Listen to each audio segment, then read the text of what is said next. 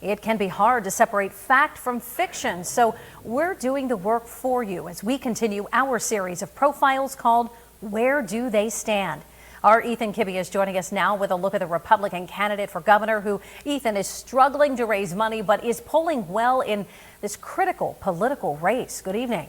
Well, even in a typical year, State Senator Doug Mastriano would be considered too far to the right to succeed in a purple state like Pennsylvania.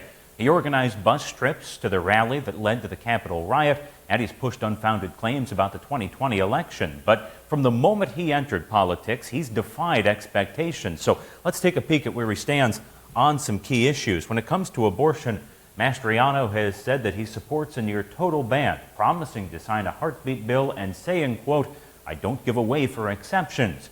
But in recent days, he's started walking back a little bit of that rhetoric, presumably to try to gain support among more moderate voters. He's recently said that one person's views don't dictate abortion policy. He says a governor can only sign bills that come across his desk. Those, of course, would be up to the state legislature. Now, Mastriano makes his views exceedingly clear on guns. He's recently introduced a bill to allow teachers to carry concealed weapons in schools, and he's compared gun control legislation to acts by Lenin and Hitler. He's pushed open carry laws in Pennsylvania as well. Now, on the economy, Mastriano says he wants to boost energy production and he wants to cut taxes, including corporate and property taxes. That idea of cutting taxes, especially corporate taxes, that's popular across the spectrum. That's an idea also pushed by Josh Shapiro, his Democratic challenger. Now, speaking of money, let's talk donors. One of Mastriano's biggest donors is James Martin. Martin's famous potato rolls. You can buy them in the store. That's where his money comes from. That's the family money, and he's given more than $100,000 to the Mastriano campaign.